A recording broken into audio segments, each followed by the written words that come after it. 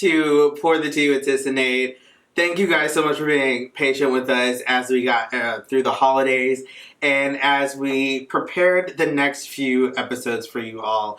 We've got some really fun things going on. We're so excited and we are ready to chat with you guys about some really important topics, and we hope that you guys enjoy. So this episode is coming out mid-February. Happy Valentine's Day.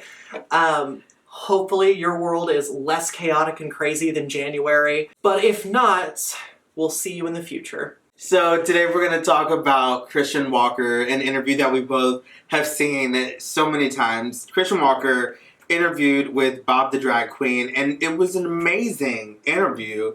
They both had some really interesting points. I think we both lean a little bit towards what Bob the Drag Queen had to say. However, we wanted to dissect this interview. Yeah. We wanted to take parts of this interview and really kind of like dive deeper into it because it struck us in different ways but very similar ways. I think, Tissia, with you, girl, you had some questions about Judaism that were being brought up in there, and I actually experienced some racist moments this week at work, which really kind of brought this full circle, and I can't wait to dive in and to have that conversation. And please feel free, guys, and dolls, and ladies and gentlemen, and guys, gals, non-binary pals, whoever you are, however you identify, we love you all.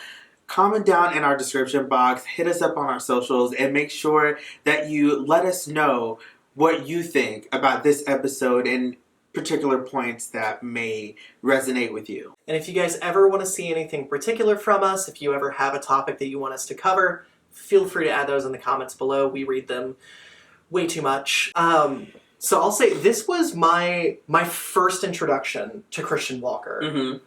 To the extent that when you sent me the link, I'm like, who is this person? Yes. I got 30 seconds in and immediately was like, why am I watching this? Mm-hmm. And about 30 minutes in, I was still sitting here like, this is a train that is on fire. Yes. Why am I watching this? Yes. And I realized I still had half an hour to go. It was like 45 minutes. I think it's like an hour and 10 minutes. It was an hour and 15 minutes. So yeah. Way too long. It was crazy. The first topic that we said we wanted to talk about, especially because we both experienced this in some way, was racism. Right? So, in the episode, Christian and Bob discuss racism, and then they also discuss the Proud Boys, and how Christian doesn't feel like the Proud Boys are a racist group, or they're not a terrorist group, as he calls the Black Lives Matter movement a terrorist group. However, Black Lives Matter has almost no violence associated with their name.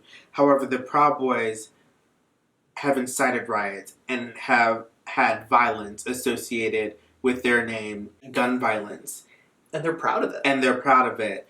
They're led by, and let me go ahead and make sure I get this man's name together. His real name is Henry, but he goes by the name of Enrique Terrio. I don't know what that last name is. We'll put it on the screen here for you, and we'll put it in our description for you as well. He's a 37-year-old Cuban-American who is a Proud Boy, and he supports Donald Trump, and he supports the Republican lifestyle, or the Republican Party, if you will, but he's also a minority.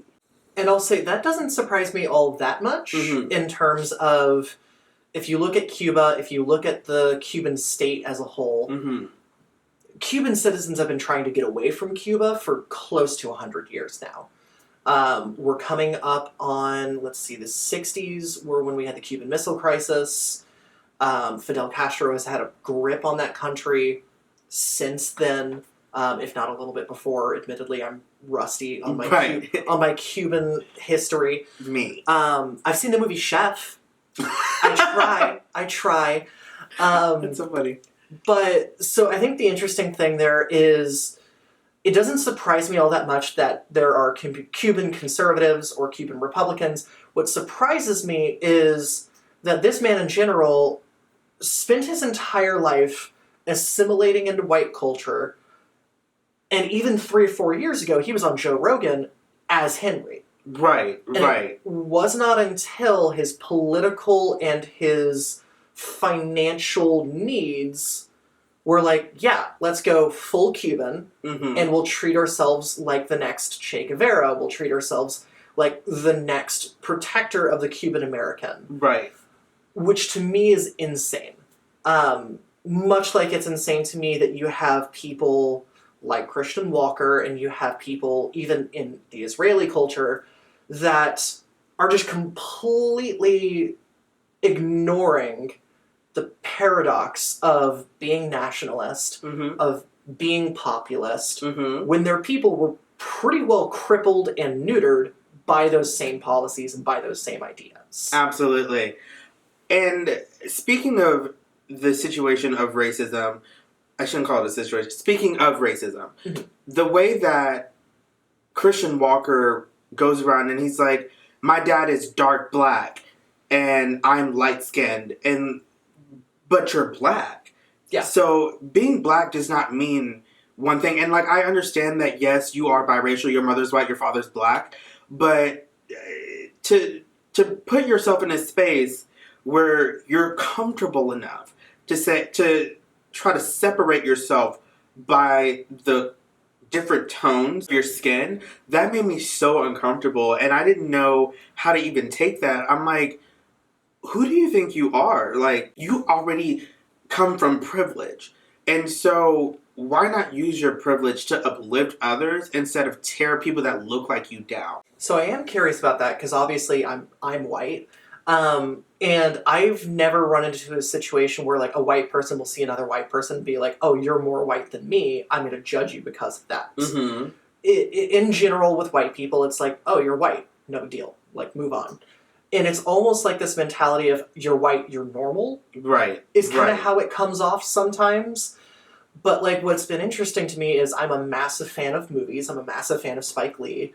And I've seen quite a few films where, like, they make a point of talking about people judging people that are mixed racially or are darker or lighter skin. And that was something that always, like, interested me, because it's like, why is there this massive divide even within the Black community, the Latino community, the Latinx community, where in the white culture, it's literally, you're white.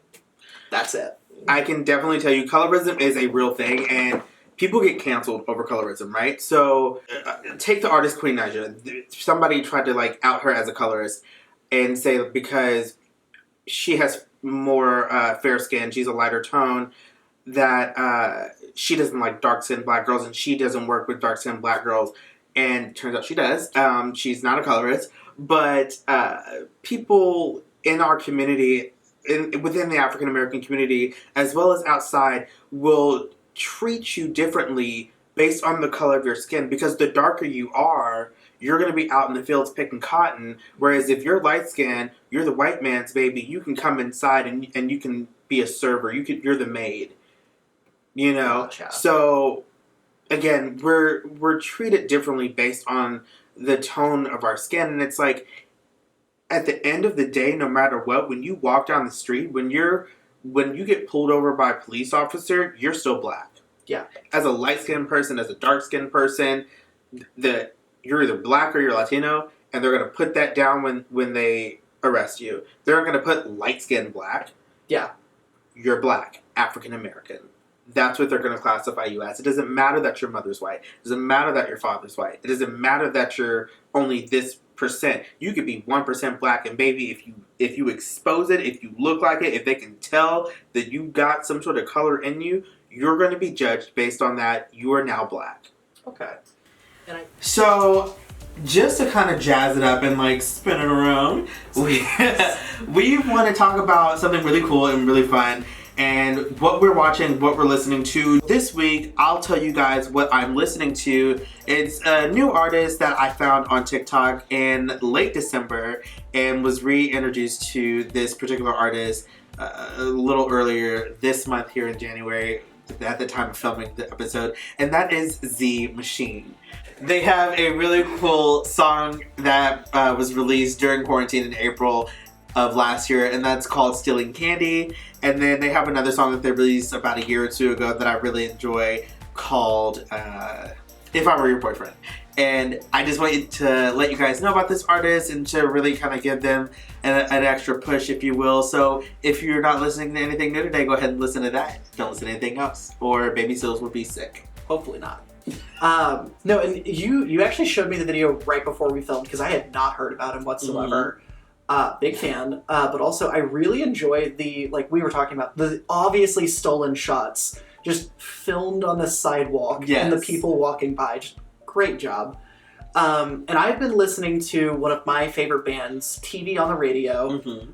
Funny enough, they are a predominantly black group. Yes. I discovered them 6 or 7 years ago while watching Breaking Bad. I'm a big fan of TV show soundtracks, movie soundtracks, and they have a song on there called DLZ. I think it's supposed to be pronounced Deals, but DLZ is fantastic. Careful You is amazing. Trouble is my go-to song to like show people how great their 4K TV is because it's just these gorgeous like upfront shots of people's faces and it's just really well done. They're a very funky vibe, high-key recommend. Yes. Go check them out. And I think one of the interesting things about Christian Walker is when I first heard of him, it was because of this interview. And so I did an internet deep dive. I looked at his Twitter, I looked at his TikTok, I looked at his YouTube, which isn't super popular these days.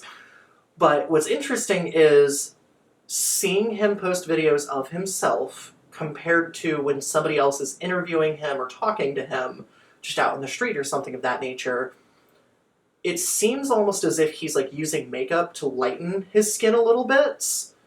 Compared to, like, there was an interview he had done just, like, on the side of the road in LA talking about Black Lives Matter terrorists, which I should specify, I do not view them as terrorists whatsoever. I'm very much in support of the Black Lives Matter movement. And that's why I specify with quotations, like, this is what he refers to them as. But it's interesting to me that, like, he tries to make himself as Caucasian as possible for those videos.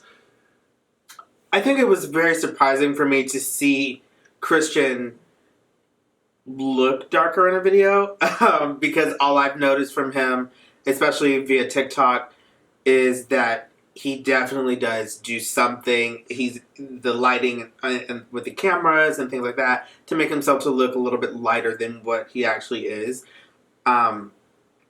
Definitely with him being on TikTok, like I didn't even know who he was. I saw people making fun of him. Yeah. And that's how my attention was drawn to him. And then the Bob the Drag Queen interview came up, and I was a little bit later on that because I saw it in January. I believe it came out in like December or something like that. So it was very confusing for me to see a person, like, you're going through all these different shades trying to be lighter, and then you're making these comments about your parents and their appearance, and it's like, again, you got to bring it back to if you're black, you're black. Yeah. And even more so with racism and what we were talking about, racism in education, racism, you know, with just walking down the street. Bob the Drag Queen made a point to say, like, if he was actually walking down the street and a white woman saw him, this white woman then, like, starts walking faster. She's, you know, pulling her keys out and filling with her keys. And then she's closing the door behind her when she gets to her apartment building, not knowing he lives in that apartment building as well.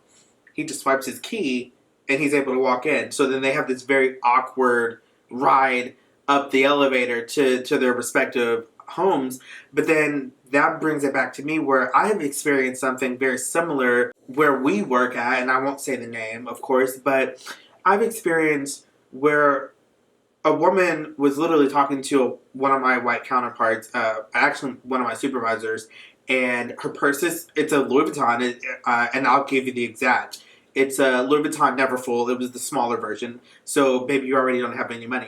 The real question, is it a real bag or is it a fake bag? It was real. However, it was one of those, like, it's been used before, so baby, you got it at Dillard's. Hey, give her some credit, Plato's Closet. So wherever she gets it from, it was the smaller version of the Neverfull, and I looked at it, I was like, oh, this is a cute bag. Mind you, I'm a bag connoisseur, so like I know what Kelly's look like, I know what Birkins look like. You know, I'm very interested in fashion, high fashion, things like that.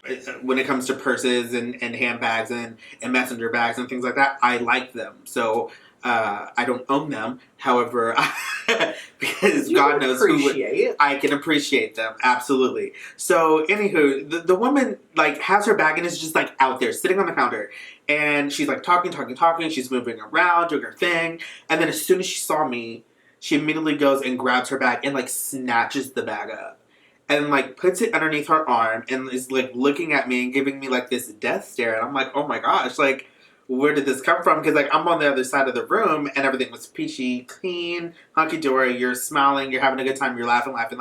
But, baby, I work here. Yeah. So, what do I need to take anything from your purse for? Like, why would I ever do that? Like, that's gross. Well, not only that, but you're wearing the uniform, you're obviously working here, you're not just some random person walking up on her. Like, you clearly work here. Absolutely. And it was so uncomfortable for me that I just, like, kind of moved on to a different space. But then it was like, okay, so this woman's coming in here with this hand-me-down Louis Vuitton bag that you probably got from, like, 10 years ago. And, like, that's none of my business because it's not my fault if you can't afford it. Like, brand new, off the shelf or whatever. Like, do you, boo? But, like, here you are judging me as a black man. But then, like, there were literally 5 white people literally standing around you. Any one of them could have grabbed your bag and ran out of the door, but the second you saw a black man come up to you, and mind you, I am 2 feet tall. Yeah. I literally weigh 125 pounds. What am I going to do trying to steal your bag? And then, like, the shoes you were wearing were, like, fake as fake could be. I'm like, where did you get, like, your rhinestones on your shoe are falling off.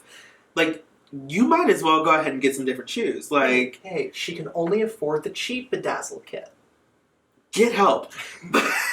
But, you know, like, I'm like looking at her and I'm like thinking to myself, like, my parents make more money in a week than you'll ever make in your entire life. But you think it's appropriate to judge me as a black man thinking that I'm going to just take your things from you. Like, I'm absolutely not looking to grab your purse or to take what you think is inside your purse when there are literally all these people around that could have done the same exact thing. You didn't prejudge them, but you judged me.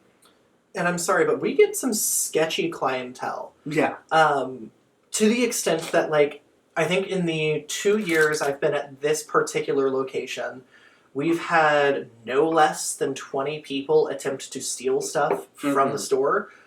And I guarantee you 80% of them are white people. Not only white people, but, like, pretty well-off white people. Absolutely. Kid's dad came in, and the kid's dad was he was a doctor, like a surgeon. And he's, like, pleading with our boss, like, please, Joan, press charges against my son. But it's like, your son was in here trying to steal. Your son is 17 years old. Your son should already know not to. Yeah. So it was absolutely the most absurd, like, request. Like, if your kid's stealing, your kid's going to pay the consequences for doing that. Yeah. And I think what's interesting for me is, like, obviously I'm not really in the actual store itself very often anymore, which I'm happy for. But it also means that I'm in these awkward situations where I'm in someone's home. Mm-hmm. And so I've had a couple of situations where I cover our city and I cover a city a little bit to the south. Mm-hmm. And that city to the south is, how does one say, notoriously racist. Yes, very. Both from a systemic and from a populace standpoint.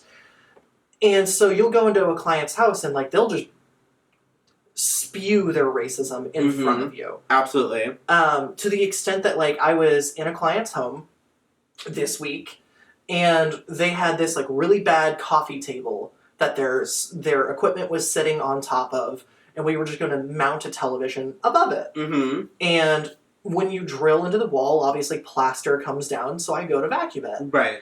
And this man, less than 2 seconds after I pull out the vacuum, is trying to make a comment about how I've damaged his table. Wow. And his wife behind him is just like, no, I polished that yesterday. It was damaged yesterday. Mm-hmm. And I'm looking at this thing. It's like, clearly this thing looks 20 or 30 years old. Wow. Like, it's beat to shit. no offense, even if I did scratch it, it just joined the thousands of other scratches that it's gained over its life. But that's neither here nor there. Right. And, like, it's the subtle things like that, but then you have the more obtuse things where, like, 3-4 weeks ago, I had a client where we go into his house, and he's got, like, the obligatory Trump flag in his front yard. Gross. And as soon as we get inside of his house, he didn't buy a power extender for it, so he had no way to power on the television. Okay. He didn't pay for the bracket because he just assumed it was included in our job. And looked at us and had the nerve to basically look at us and say, "You guys are just trying to Jew me, aren't you?" And it's like, this is the first time I've ever had someone just straight up say that to my face. And, like, I'm sorry, I don't look traditionally Jewish, in my opinion, but, like, I am very Jewish. Yes, yes. And so, like, I thank God for masks. I was able to keep my composure. And it's like, you know what? I'm just going to keep going. It's fine. I'm going to be in and out of here in 20 minutes. And he just, like, would ever so subtly make these comments throughout the entire appointment. And it's like, you really can't force someone out of their ideas or their ideals, I suppose. Right, absolutely. But you can absolutely expect them to not be a piece of shit the entire time. Exactly. And so that's why I think it's interesting with, like, just with your and I's mindset around it compared to somebody like this who has generational wealth, who has their parent that is a very well-known black man. Yes. And yet you're going to sit here and act like, oh, well, I've never experienced racism a day in my life. Racism no longer exists. Maybe when Jim Crow was around, racism was a problem, but not anymore. Not anymore. And it's like, I guarantee in the last 6 months, somebody that does not know who this man is was racist against him. No doubt in my mind. And he either A, shrugged it off and was just like, well, this doesn't fit my narrative. True. Or B, was just like, I agree with you. Black people are insane. Yep. Absolutely. I 100% agree with that. And we want to take it to you all. Let us know what you guys think about this situation where Christian Walker is basically saying racism does not exist. So I did want to ask you a couple of questions. So obviously I'm white, and there's this misconception even about Jews about, like, is Judaism a race? I've heard the answer both ways of yes and no. I personally say no, it's a religion, whatever. But with that being said, I came across, stuff in movies, stuff that I've seen in my personal life that I just wanted to, like, get your ideas on, and maybe you could ask me questions as well. Just, absolutely. Is it racist? Right. Is saying the N-word or a slur as part of a song a problem? It is a big problem. Okay. If you are a white person, if you are not a person of color, if you are not a brown African-American person of color, I don't care if you're Mexican. I got a Mexican friend and I love her to death. But baby girl, you say the N-word way, way, way too often. They're not calling you the N-word. I don't care if Kanye is your favorite artist. I don't care if Lil Yachty or whoever, little mayonnaise, little mustard, little turkey sauce, whoever is saying it, stop. I don't care. Get the edited version. Go get the Walmart version. Get the CD version. Come over. Go over to one of these stores and get you a one of those boombox players and play the boombox version of it. And stop saying the N-word. I don't care if you at a concert. Literally, you're at, what's that child's name? I can't even think what his name is. I love him so much. Kendrick Lamar. Yes. People are at Kendrick Lamar's concert, and he's literally stopping his concert like, yo, don't say that. Like, yes, it's in my song. Let me say that for you. Yeah. You're a white person. Don't say that. It's offensive. It is extremely offensive. I don't care if it's in the song. And this is how I know white people are doing it, because maybe you're doing it in the privacy of your own home. And then you get out in front of your black friends who have deemed you cool. And so then you go into other spaces and you say that. But you don't know how that makes somebody else feel. Yeah. So therefore, just don't say it at all. I don't care who told you had a black card, baby, unless this is on your skin. I'm going to need you to take a seat. Don't say the word. It is disgusting. I make sure that I don't use that word in my daily life because it's so just it's demeaning. It brings people down. It means something that people don't understand the meaning of the word. And, you know, I just think it's important that we all just kind of like, we can't erase it from history. It's there. But let's put some respect on the word and really kind of just let it be where it is.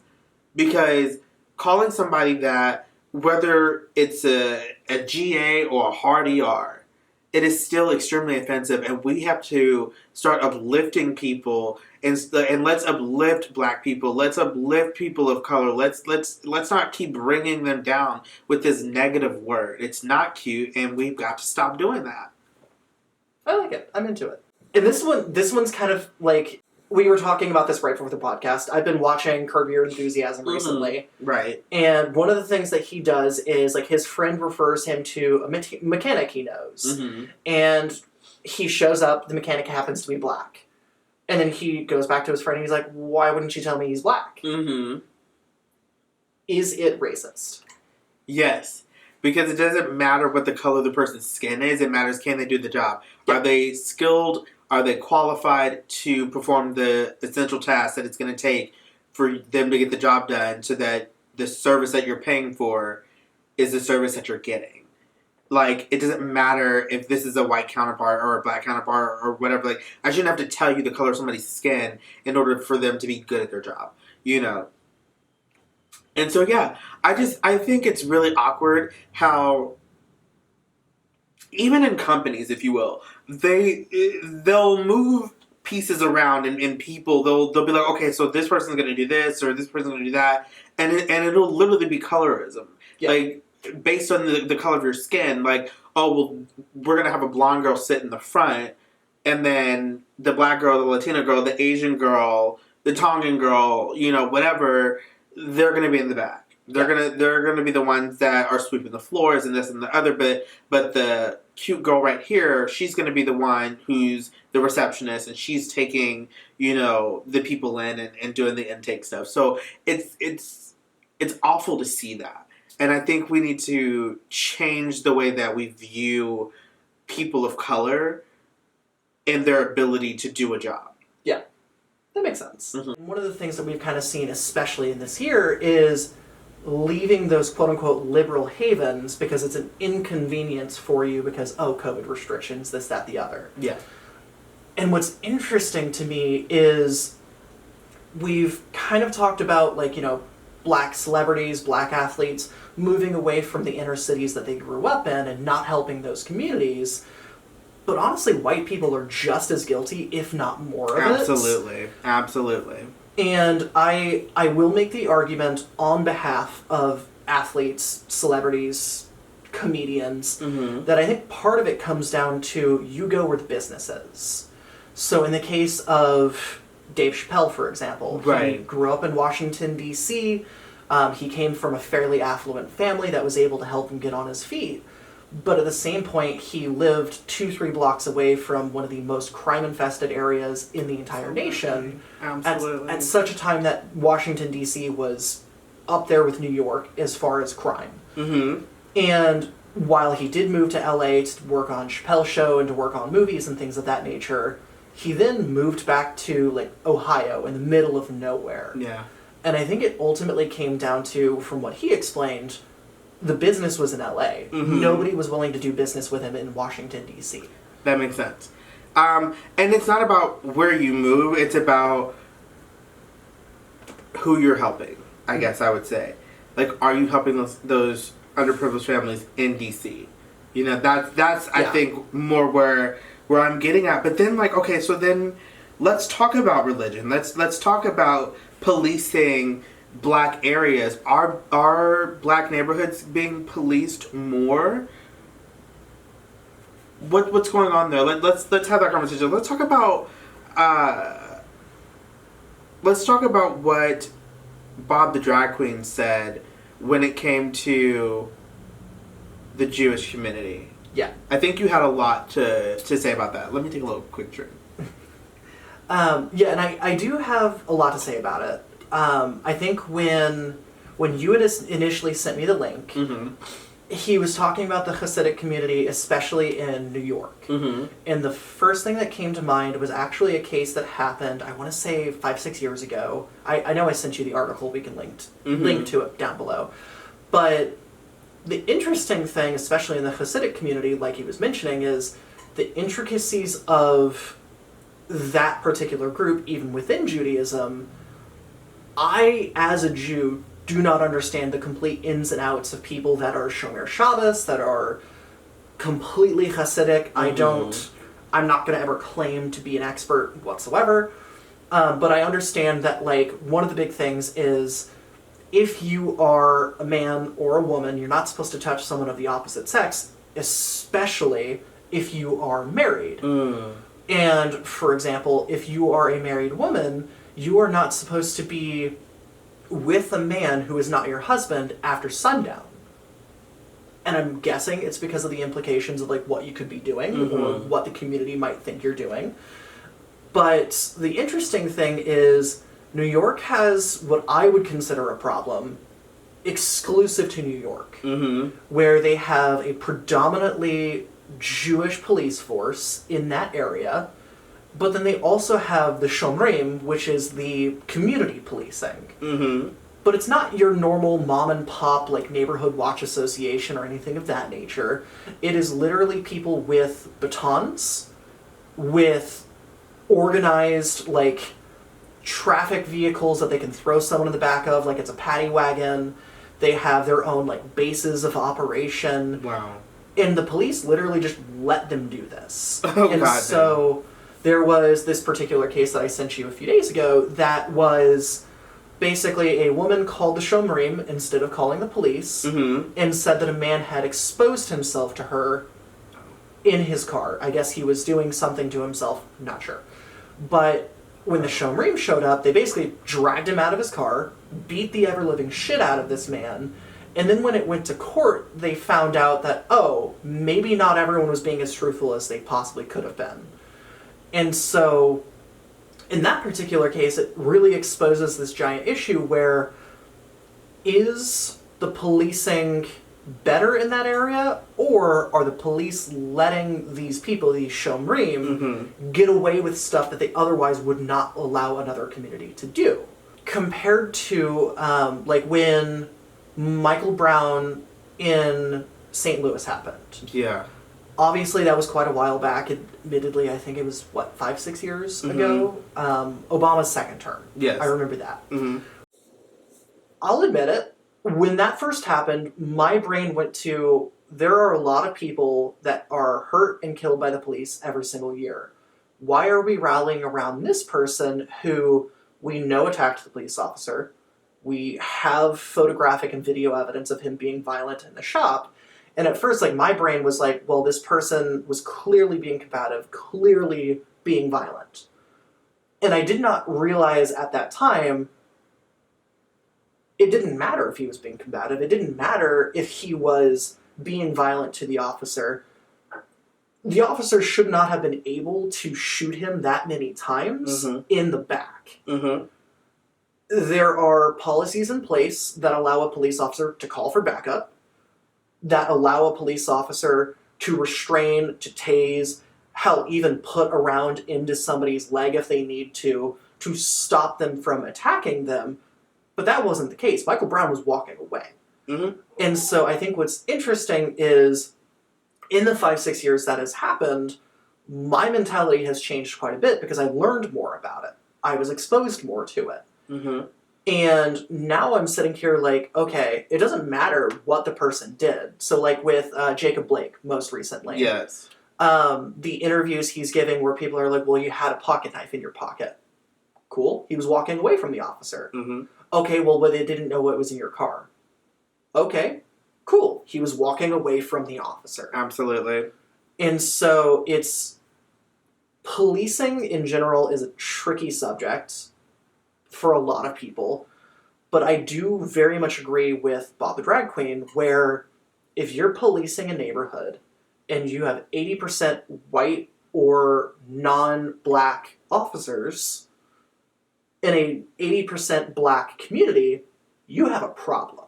A big problem. And just to kind of like pull that all together, it bothers me that police are okay and able to just murder and get away. Because Breonna Taylor was asleep. Yeah. Okay? You have a 14-year-old kid playing with a toy gun. He's now dead. George Floyd, I don't care if he had fake money. I don't care if he had drugs in his system. For you to have your foot on this man's neck for over 8 minutes, and now he is dead and gone, you murdered him. And not only that, but like this argument that, oh, well, George Floyd was in the process of committing a felony. Do you know how many times I've gone to the store with money that I thought looked sketch as all fuck and was like, I don't know if this person's going to believe this is real money or not. And I got it from the bank. Mm-hmm. Like, I'm sorry, but that's not an excuse. That's not a reason. It terrifies me to even carry cash. You know, and I'm a victim of... My birth father was murdered by a police officer when I was 9 years old. And I don't talk about this a lot because it makes me cry. So I'm going to try to get through this so that we can finish the podcast. But my father was believed to be someone else. It was a mistaken identity. And he was shot in his face multiple times while he was sitting in his car at a routine traffic stop. So at 9 years old, I lost my birth father because he looked like someone else. This is 1999. We're in 2021, and this is still happening. Yeah. So when we're asking the question about racism, about policing black neighborhoods, people are getting away with this every single day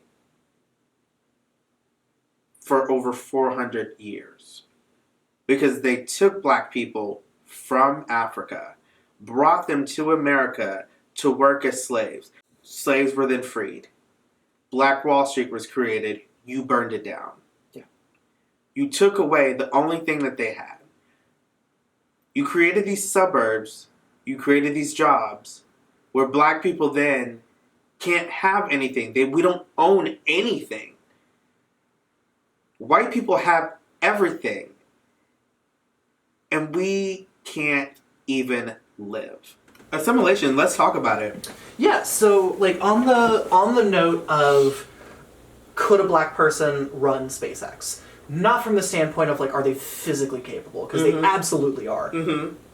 Plenty of African American people work in the space program. Neil deGrasse Tyson is a brilliant astrophysicist. Brilliant. But one of the things Bob the Drag Queen talks about is it is easier for a Jewish person to assimilate into white culture than it is for a black person. Absolutely, 100%. Oh yeah, 100% agree to that. Mm-hmm. To the point that, like I mentioned earlier, and I joked about it, but I actually mean it, I do not look traditionally Jewish. Right. I think when somebody thinks of someone who looks traditionally Jewish, they think of the Hasidim, where they have like the basic uniform. Mm-hmm. Or they think of someone like Larry David from Curb Your Enthusiasm, who literally spews and oozes Judaism out of everything he says. Mm-hmm. Andy Samberg. Like Ben Stiller. Like, you have these names that pop into your head. Adam Sandler. Ugh, love him. But I think that even if you have people that you may think are Jewish, there's a good chance they couldn't be. Mm-hmm. Or there's a good chance that somebody that you don't know is Jewish. Absolutely. And so, like, I think it's very easy in the Jewish community for us to just pretend like we're not Jewish if it's inconvenient. For me, growing up in a predominantly Catholic area, I used to wear my yarmulke to school every day, my head covering, and I was bullied quite a bit for it, to the point that I just stopped wearing it. And my parents, who are still pretty religious, would ask me every day when I got home, like, where's your yarmulke? And it'd be in my backpack or something like that. And I would finally get to the point where I would leave for school in the morning wearing my yarmulke, and then as soon as I got on the bus, that shit came off. And it was mostly just to avoid the fights with other kids. Yeah. Whereas I feel like there's not that luxury in the black community. Absolutely not. And I know of the one thing that throws a lot of people as well is this concept of like black Jews. I not only am very good friends with quite a few black Jews. There are Ethiopian Jews, there are African Jews, there are Jamaican Jews, there are literally Nazarites all over the world that are Jewish, and yet people freak out over this notion of like, wait, you're black and you're Jewish? Child, it's a religion. Oops. Yup. Literally, Tiger Woods, folks. He's a Jew. And he's Asian. Oh my god. Yeah, triple threat. No. You can't have him. Lenny Kravitz. Lenny Kravitz. A gorgeous Jewish black man. Yes. We love also, him. if he's single? I don't think he is. You're right. About assimilation, like, because I'm black. I'm black. Like, there's no way. Like, I can't be like, no, I'm white. Like, baby, I can't give you the Rachel Dolezal where I can, like, pull it off and be like, oh, no, I'm actually, I identify as a white man. It's not going to work. Yeah. People are going to literally look at me and be like, you're on drugs. Let's get you to the hospital immediately. Yeah. This is in Florida, so they can't do the whole, like, 5150 with your, through relatives, so thank God. But if I ever tried to do something like that, people would be, like, extremely concerned. We can't do it. Tissia, girl, you came up with, like, the best one for this week. I'm so excited. We're going to talk just briefly about the ACLU, and we'll post a link to them in the description box for you guys to check them out. We really want to give them a shout out on this week's episode. It really kind of ties everything in. So you want to tell us a little bit more about the ACLU? Yeah, so I learned about the ACLU, funny enough, through watching the news. Mm-hmm. I want to say around the same time as the Michael Brown shooting, Mm-hmm. because they are a legal collective. I want to say they have quite a few offices throughout the nation, but they primarily focus on racial inequality, racial justice, and making sure that people of color are represented not only criminally, but otherwise. I know they've helped overturn wrongful convictions. They have investigated police departments independently. They are a fantastic organization that honestly just needs as much help as is possible, especially in these crazy times. Yes. As of the time of filming, obviously, Inauguration Day is Wednesday. Like 3 days away. Yeah. And I can only imagine what craziness is going to happen in the next week. Ooh. And I genuinely believe, especially as we are learning more about the Capitol riots and the police departments that are currently investigating their own employees, the ACLU is going to be a giant force behind that.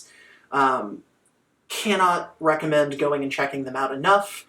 If you do nothing else this week, please go look up the ACLU if you don't know enough about them. I love them, and I still could learn more about them, not gonna lie. Well, thank you guys so much for listening. Thank you for watching. Thank you guys just for joining us on this awesome journey. It's so good to be back. I've been missing sitting down and doing our podcast and really kind of learning from each other and seeing each other's point of views, be them similar or different from one another. Thank you guys for watching so much. And until next time, keep sipping. Bye. Bye.